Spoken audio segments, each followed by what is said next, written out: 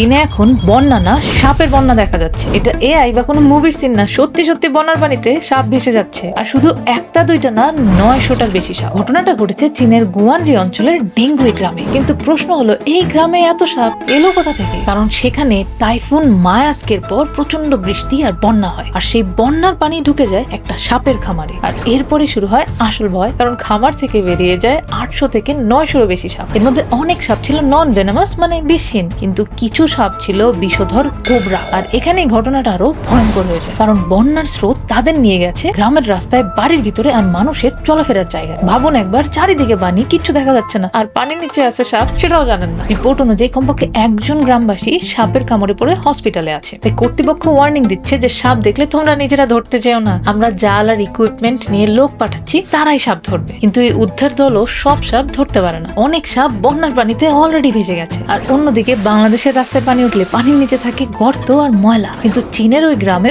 পানির নিচে থাকে কোবরা। ওরে বাবা!